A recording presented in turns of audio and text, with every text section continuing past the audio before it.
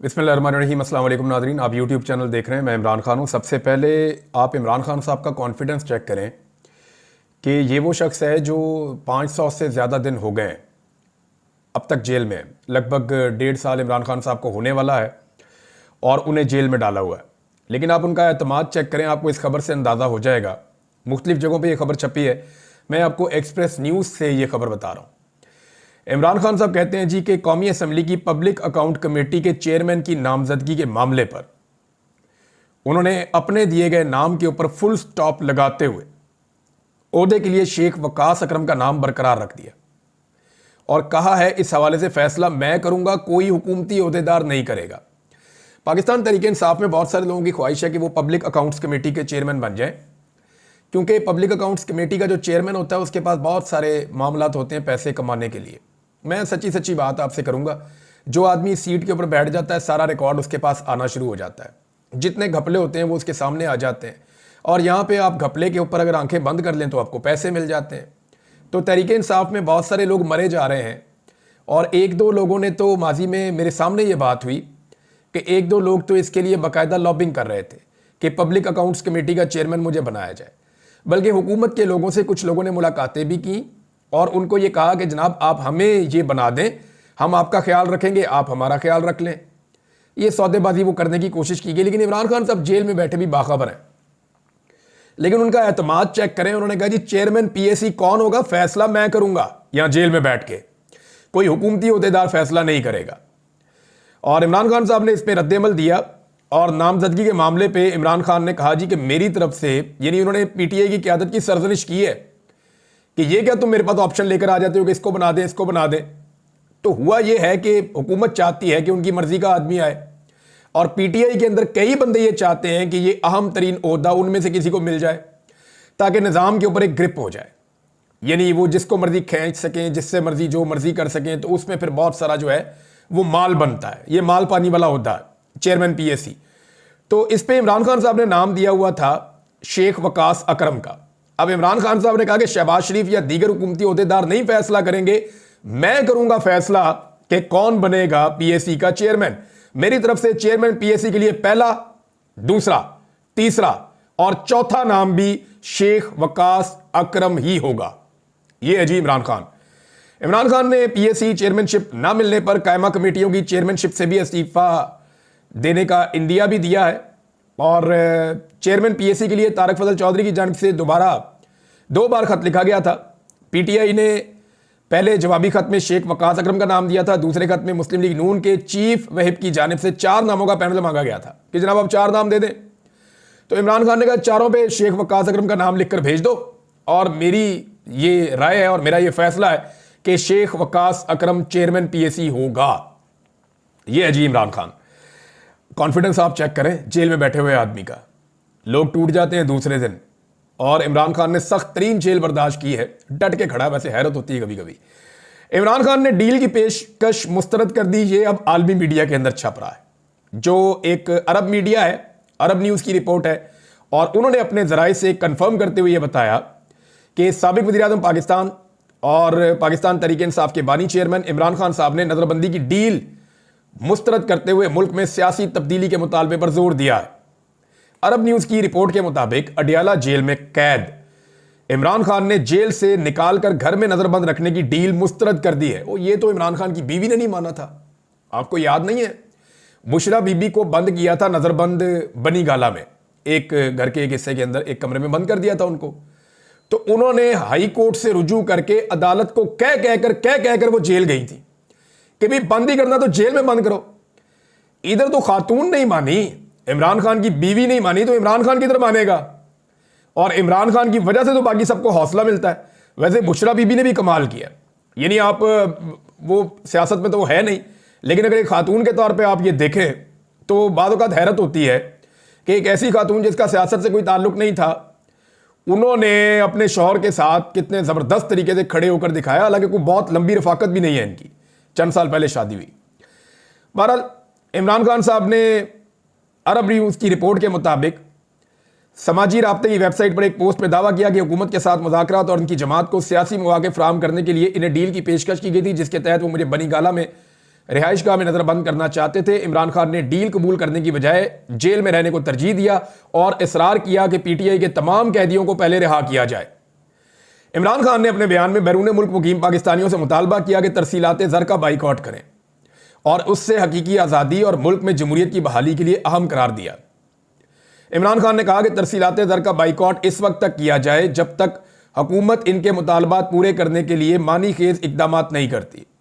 देखिए, इस दफ़ा जो हुकूमत के पास एक्स्ट्रा पैसा आया जिसकी बुनियाद के ऊपर कुछ हमारे ज़र मुबादला के ज़खायर में इजाफा हुआ है, वो एक्स्ट्रा पैसा ओवरसीज़ पाकिस्तानियों की जानिब से भेजी गई रेमिटेंसेज हैं।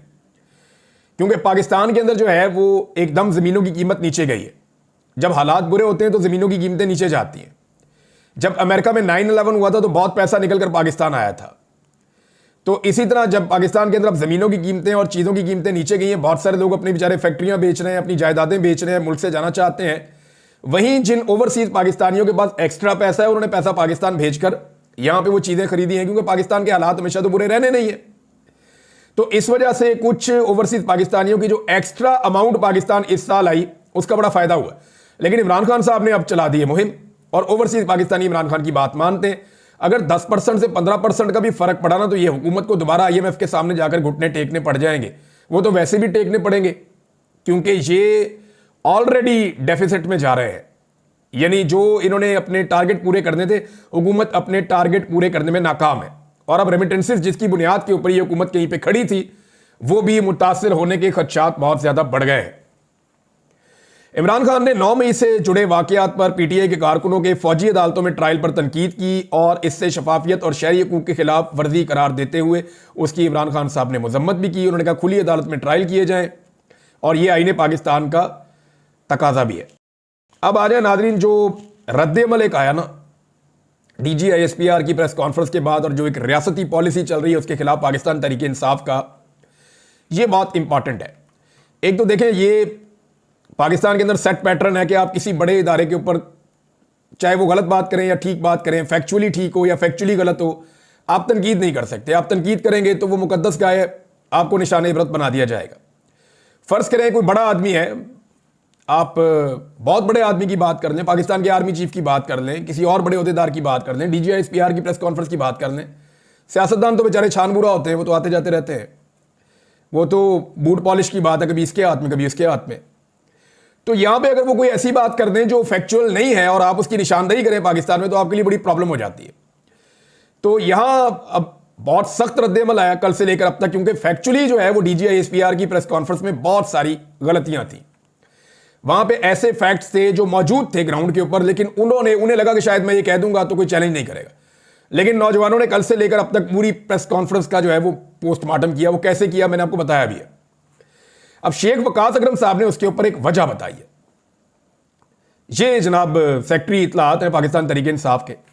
तो शेख साहब कहते हैं, जब इतने बड़े इदारे और इतने ऐसे इदारे के तर्जुमान जिससे कौम ने हमेशा मोहब्बत की है, उनके मुंह से लोग अपने कायद के खिलाफ प्रेस कॉन्फ्रेंस में गुफ्तगू सुनते हैं, तो फिर कौम के बच्चे नौजवान सोशल मीडिया पर अपना रद्द-ए-अमल देते हैं। ये नेचुरल है, लोग अपनी अपनी तबीयत के मुताबिक रिएक्ट करते हैं। आप इस पर फिर इसलिए बुरा ना मनाएं, क्योंकि अगर तर्जुमान जिम्मेदारी का मुजाहरा नहीं कर रहा तो इन नौजवानों से क्या तवक्को रखते हैं? कौन पुरअमन शहरी है, इंतशारी या दहशतगर्द है, इसका फैसला अदालतों को करना है। आप इमरान खान के करोड़ों वोटर्स को बगैर किसी जुर्म साबित किए हुए और अदालती कार्रवाई के बगैर, यानी इन अलकाबात से आप उनको ना नवाजें। ये शेख वकास अकरम साहब ने बात की है, जायज़ बात है। जब एक इदारा कहता है हमारा सियासत से ताल्लुक ही नहीं है, तो सियासत पे फिर उन्हें कमेंट्री भी नहीं करनी चाहिए और एक पॉलिटिकल पार्टी के बारे में अपनी ऐसी राय पेश नहीं करनी चाहिए जो कुछ और पॉलिटिकल पार्टीज ऑलरेडी बना चुकी है। पाकिस्तान तहरीक इंसाफ ने एक बड़ा इंपॉर्टेंट मुतालबा किया है। ये मुतालबा मैं यहां पे आपके सामने रख देता हूं। ये इंपॉर्टेंट है, लेकिन 2-3 बड़ी अहम खबरें हैं जो मैं आपको भी वीलॉग के अगले हिस्से में देने वाला हूं। एक तो अमेरिकन एम्बेसी से कुछ लीक्स होने के खतरात हैं और ये बहुत सारे लोग कह रहे हैं, और कुछ ऑडिट मामला होने हैं जिनमें बहुत सारे लोग फंस जाएंगे। और यहां इस्लामाबाद में कुछ बड़ी अहम मीटिंग्स हो रही हैं। उन मीटिंग्स के नतीजे में कुछ चीजों पे डिस्कशन हो रही है कि अमेरिका को अब आने वाली एडमिनिस्ट्रेशन को क्या हम दे सकते हैं जिससे वो हमारे साथ खड़े हो जाए। तो मैक्सिमम के ऊपर डिस्कशन हुई है, या मेरे एक सोर्स ने मुझे कुछ चीजें बताई है, मैं वो आपके साथ शेयर करता हूं। मुझे ये तो कंफर्म हो गया कि डिस्कशन हो रही है। किन चीजों पे हो रही है उस पर हम बात कर लेते हैं। तो नंबर एक ये है कि पाकिस्तान तहरीक इंसाफ ने रियासत की पॉलिसियों का असर नौ जायजा लेने का मुतालबा किया कि दोबारा देख लें आपकी ये क्या पॉलिसियां रियासत की। इख्तलाफ राय को रियासत मुखालिफ करार देने का रुझान उन्होंने कहा गलत है। इस तरह के इक़दामात तनाज़ात और लाकानूनियत को हवा देते हैं। और उन्होंने कहा जी पाक फौज के तर्जुमान की जो प्रेस कॉन्फ्रेंस है उस पर रद्दमल देते हुए पार्टी की आदत ने उसे रवायती और गैर तब्दील शुदा मौक़िफ़ करार देते हुए इज़हार राय की आज़ादी और आईनी इंसाफ की ज़रूरत पर जोर दिया। पीटीआई के मरकजी सेक्रेटरी इत्तलात शेख वक़ाद अकरम ने एक तफसीली प्रेस रिलीज में अदालती मामलात में फौजी अदालतों के इस्तेमाल को तनकीद का निशाना बनाते हुए आईनी निज़ाम पर मुज़िर असरात के बारे में खबरदार किया। उन्होंने इस बात पर जोर दिया कि इंसाफ को शफाफ और आज़ादाना तौर पर चलाया जाना चाहिए, जो पहले तयशुदा तसव्वुरात या बैरूनी दबाव से आज़ाद होना चाहिए, जबकि दुनिया फौजी अदालतों के फैसलों के बजाय आज़ाद आईनी अदालतों के फैसलों को तस्लीम करती है। उन्होंने कहा जी सड़कों की बंदिश आप कर देते हैं, पुरअमन मुजाहिरीन की आप गिरफ्तारियां करते हैं, जमहूरी हुकूक पर हमला किया जाता है, इसकी हम मजम्मत करते हैं। पुरअमन एहतजाज हर सियासी जमात का हक है। ऐसे में आर्टिकल 245 के तहत सड़कें क्यों बंद हैं और निहत्ते वर्कर्स को गिरफ्तार क्यों किया जा रहा है? यह मसला प्रेस कॉन्फ्रेंस या बयानबाजी से हल नहीं हो सकता।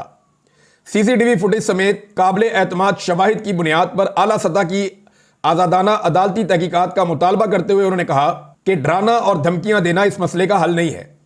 प्रेस रिलीज में मुल्क में मौजूद अफरा तफरी का जिम्मेदार नाकिस रियासती पॉलिसियों और बयानिए को करार दिया गया। पाकिस्तान तहरीक इंसाफ कह रही है पॉलिसी बदलो रियासत को। एक पॉलिटिकल पार्टी को दीवार से लगाने के चक्कर में पूरे पाकिस्तान को अपने खिलाफ कर लेना ये कोई दानिशमंदी नहीं है, और इससे ये मामला खत्म नहीं होगा। इंसाफ के तकाजे पूरे किए जाएं तो चीजें खुल सकती हैं। अब जैसा कि देखें जुडिशल कमीशन अगर बन गया तो वो साबित कर देगा ना कि पाकिस्तान तहरीक इंसाफ के लोगों ने गोलियां चलाई या सिक्योरिटी फोर्सेस ने गोलियां चलाई। जुडिशल कमीशन बना दे, उनका क्लेम है पीटीआई का कि गोलियां सिक्योरिटी फोर्सेस ने चलाई। डीजीआई एसपीआर का क्लेम है कि नहीं गोलियां पीटीआई ने चलाई। तो इसके ऊपर एक जुडिशल इंक्वायरी करवा दें। जुडिशल इंक्वायरी में सबके इंटरव्यूज हो जाएंगे, फुटेज भी देख ली जाएगी, सीसीटीवी फुटेज मांग ली जाएगी, तमाम रिकॉर्ड तलब करके वो जुडिशल कमीशन आपको बता देगा किसने क्या किया है। तो जो विक्टिम होता है वो तो चाहता है कि इंसाफ हो।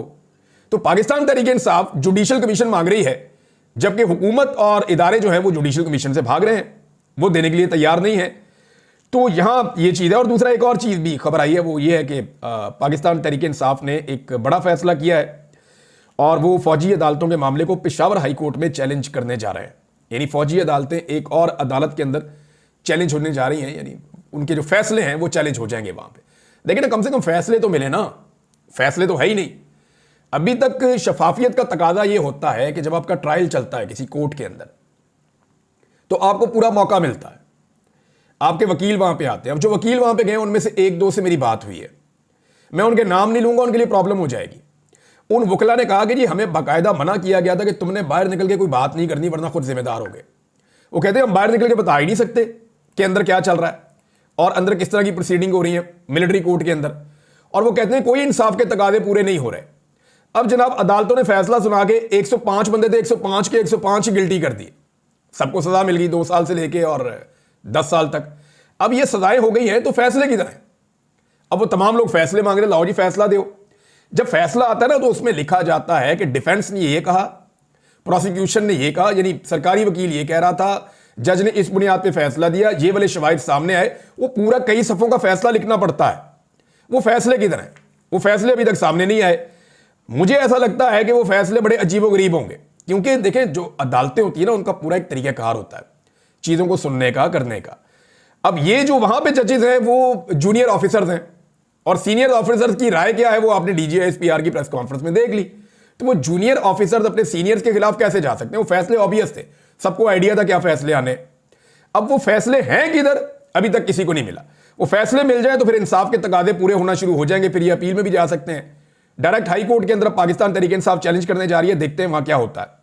और खैबर पख्तूनख्वा हुकूमत अगर पेशावर हाई कोर्ट में चैलेंज करने जा रही है तो ये सारे फैसले कलदम भी हो सकते हैं और ये किसी एक बड़े गेम का हिस्सा भी हो सकता है। अभी मैं इस पर कुछ नहीं कहना चाहता, लेकिन 2 और चीजें हैं जो होने जा रही हैं। नंबर 1, कुछ हुकूमती सहाफ़ी जो हैं उनको मुसीबत पड़ी हुई है, कुछ हुकूमती लोग जो हैं उनको खलबली मची हुई है और कुछ रिजीम चेंज ऑपरेशन के जो सहूलतकार हैं उनके लिए बड़ी मुसीबत बनी हुई है, क्योंकि अमेरिका से दबाव लगातार बढ़ता जा रहा है और अमेरिकन का पाकिस्तान के बारे में जो बढ़ता हुआ नॉलेज है वो बहुत हैरानकुन है। यानी यहां पे कोई उर्दू में पंजाबी में ट्वीट करता है, कोई शेर लिख के डालता है, उनको वहां तर्जुमा पता चल जाता है।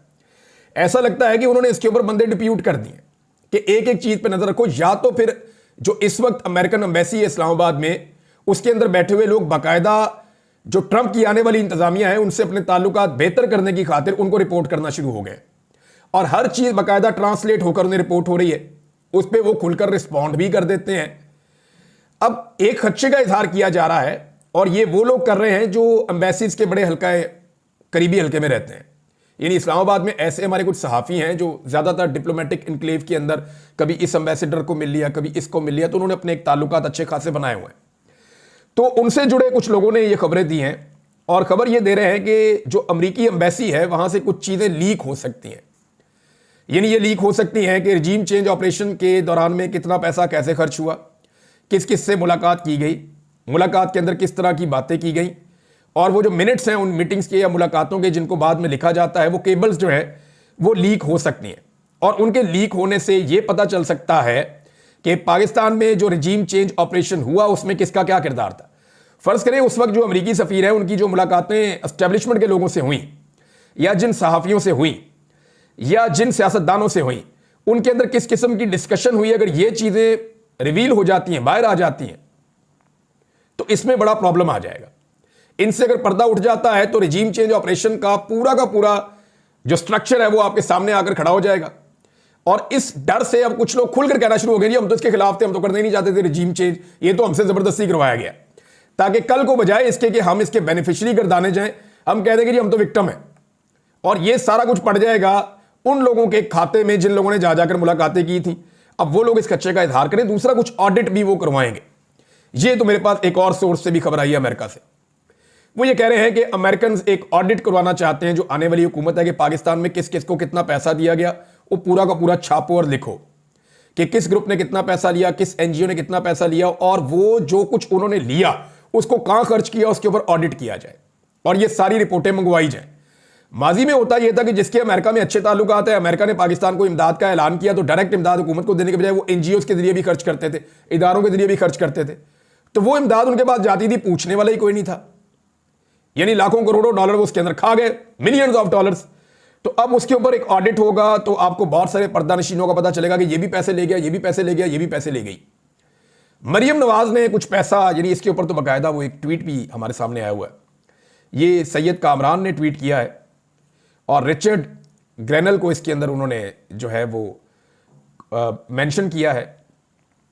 उन्होंने कहा जी हम पाकिस्तानी आपसे डिमांड करते हैं कि इन्वेस्टिगेट करें कि 70 मिलियन अमरीकी डॉलर्स जो हैं, 70 मिलियन अमरीकी डॉलर्स, ये बहुत ठीक ठाक अमाउंट होती है, 7 करोड़ अमरीकी डॉलर अरबों रुपए बनते हैं। ये टैक्स पेयर का पैसा था अमेरिकन का, और मिशेल ओबामा ने ये पैसा मरियम नवाज के लिए अनाउंस किया था बच्चों के स्कूलों के लिए। अच्छा, इसमें से वो क्लेम ये करते हैं सैयद कामरान साहब कि एक पैनी भी खर्च नहीं की गई। अच्छा, एक दो प्रोग्राम मरियम नवाज ने किए थे छोटे छोटे स्कूलों के अंदर उस दौर में जब मरियम नवाज के वालिद वज़ीर आज़म थे, ये गई थी जाके मिशेल ओबामा से इन्होंने मुलाकात की थी, 70 मिलियन अमेरिकन डॉलर्स की इमदाद आई थी। वो पैसा कहां गया उसके बारे में अभी तक कुछ आइडिया नहीं है। मरियम नवाज को बहुत बड़ी चीजों का सरबराह भी बनाया गया था, ओहदे भी दिए थे, नवाज शरीफ साहब ने बाद में तनकीद हुई तो हटा दिया गया। अब नाजरीन, इस्लामाबाद के अंदर एक बड़ी अहम बैठक जारी है, उसके अंदर कुछ बंदे अमेरिका से पहुंचे हैं, कुछ बंदे पाकिस्तान से बैठे हैं और तमाम स्टेक होल्डर्स बंद कमरा करके सर जोड़ के बैठे हैं और कुछ चीज़ों के ऊपर डिस्कशन हो रही है। मुझे सिर्फ इतनी इंफॉर्मेशन मिली और इसके साथ जो इजाफी इंफॉर्मेशन है वो ये है कि कोशिश ये की जा रही है कि अमेरिका को कुछ ऐसी चीज़ें ऑफर कर दी जाए जिसके नतीजे में अमेरिका इमरान खान के मामले के ऊपर अपना हाथ खींच ले और कम से कम इस मामले को छोड़ दे और इंसानी हुकूक की खिलाफ वर्जियों के ऊपर पाकिस्तान के ऊपर सख्ती ना करे। अब जो ऑप्शन हो सकती हैं वो क्या हो सकती हैं? देखिए, अमेरिका को पाकिस्तान से 5-6 चीज़ों का ही प्रॉब्लम रहता है ना, वो 5-6 चीज़ें पाकिस्तान से चाहता है जो पाकिस्तान कभी करता है कभी नहीं करता। डिक्टेटर होते हैं तो फौरन कर देता है, सियासतदान होते हैं तो उनको जरा फिक्र रहती है कि लोग क्या सोचेंगे, तो वो नहीं करते। लेकिन जो चीज़ें ऑफर की जा सकती हैं वो क्या है? Under discussion. Number 1, America Pakistan पर मजीद पाबंदियां लगा सकता है, दिफाई नुक्ता नज़र से आपको महदूद किया जा सकता है ताकि आप दूर तक हिट ना कर सके। इसमें इंडिया का भी फायदा हो जाएगा, इसमें इसराइल का भी फायदा हो जाएगा और अमेरिका का भी फायदा हो जाएगा कि समुद्र में जहां जहां वो मौजूद है पाकिस्तान की एक्सेस से वो बाहर चले जाएंगे। अब इसमें जो है वो मौजूदा हुकूमत ने कोई रद्द अमल नहीं दिया पाबंदियों पे। हुकूमत की आपने देखा शहबाज शरीफ हो, इसहाक डार सारे चुप हैं, बोल नहीं रहे, ना नवाज शरीफ। तो क्या ये आइंदा भी ऐसे ही चुप रहेंगे अगर अमेरिका ऐसा करता जाए? तो एक ये ऑप्शन है। दूसरा, इसराइल के मामले पर क्या डोनाल्ड ट्रंप की इंतजामिया को यकीन दहानी करवाई जा सकती है? यानी ऐसे बहुत सारे इकदाम पाकिस्तान में उठाए गए हैं जिससे इसराइल बहुत खुश होगा। यानी फलस्तीन का आप झंडा उठाएं, आपको मार पड़ती है, गिरफ्तार कर लेते हैं। आप एहतजाज करें इसराइल के खिलाफ तो आपको मार पड़ती है, आपको गिरफ्तार कर लिया जाता है, और ये बार बार होता रहा है। तो ये एक नई चीज हमने पाकिस्तान में पहली मरतबा देखी और इसको भी बतौर हथियार इस्तेमाल किया जा सकता है। अफगानिस्तान में अमरीकी मफादात के लिए एक कलील मुद्दती एक कशीदगी शुरू हो सकती है जिसका आगाज कर दिया गया है।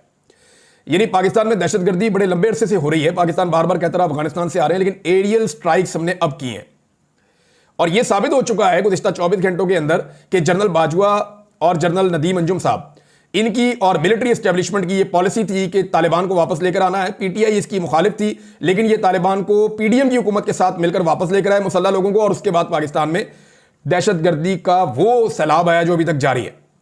लेकिन अफगानिस्तान में अटैक करके क्या पाकिस्तान ये पैगाम देना चाहता है कि, और इस तरह के कुछ बयानात जो हैं वो हुकूमत के जो करीबी लोग हैं उनकी तरफ से आ भी रहे हैं कि जो अमरीकी मफादात हैं खित्ते में उनको फिर पाकिस्तान पूरा करेगा।